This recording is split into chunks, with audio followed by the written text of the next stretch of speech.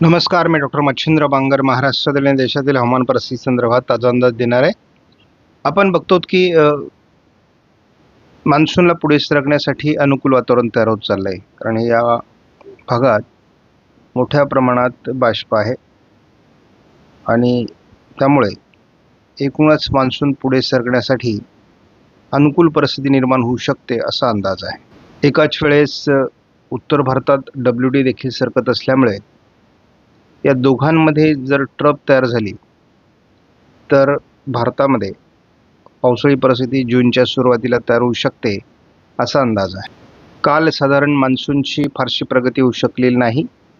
5 दिवस मान्सून एकाच जागी खिळलेला आहे. मान्सूनची पुढील प्रगती न होण्यास मुख्य कारण अरबी समुद्रात तयार झालेली वादळी प्रणाली हलक्या स्वरूपातली चक्राकार स्थिती ही विरुद्ध दिशेने सरकते आहे आणि त्यामुळे अवरोध निर्माण झाला आहे. पर्यायाने मान्सूनचे वारे पुढे सरकण्यात अटकाव आहे.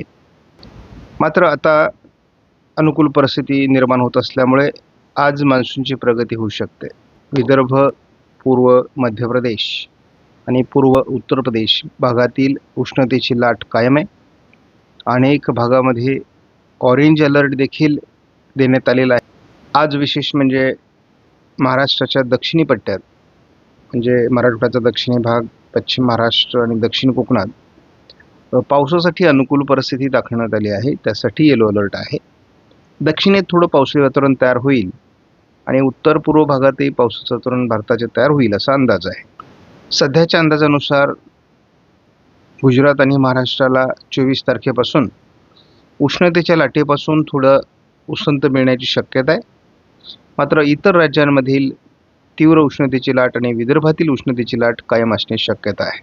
उष्णतेच्या लाटेची तीव्रता थोडीफार कमी जरी झाली तरी अनेक राज्यांमध्ये उष्णतेची लाट 25 तारखेलाही कायम असणार आहे.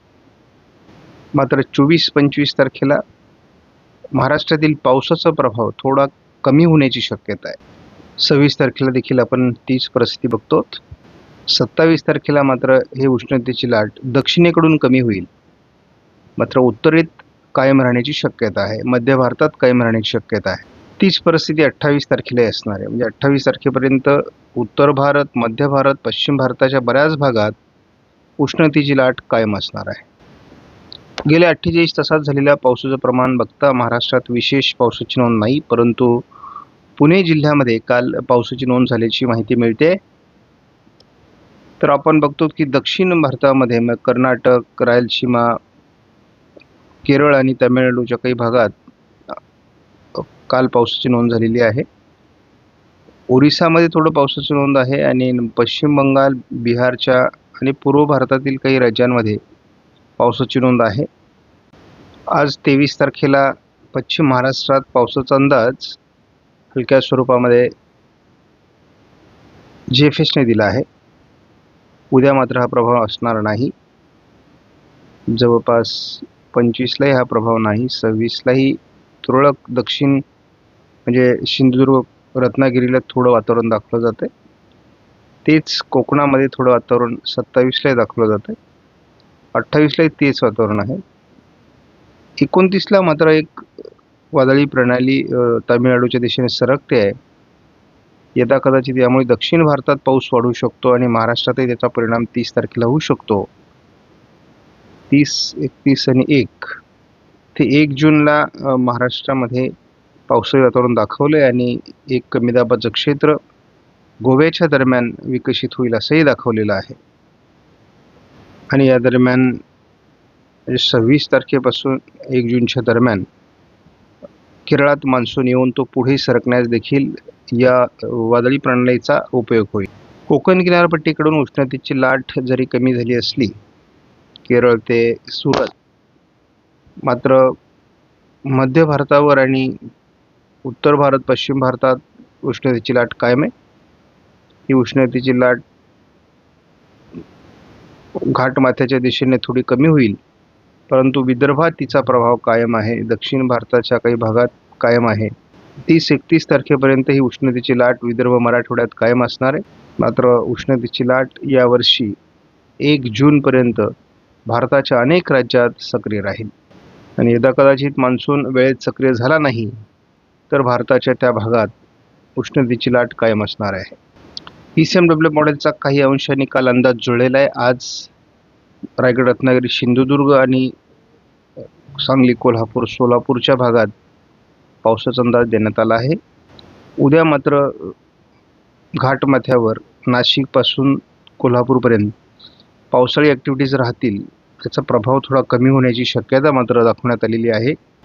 25 तारखेला कोकणात पावसाळी ॲक्टिव्हिटीज असू शकतात किंवा मध्य महाराष्ट्र, पश्चिम महाराष्ट्राच्या काही भागात स्थानिक वातावरण तयार होऊ शकतं, ढगाळ वातावरण राहू शकतं.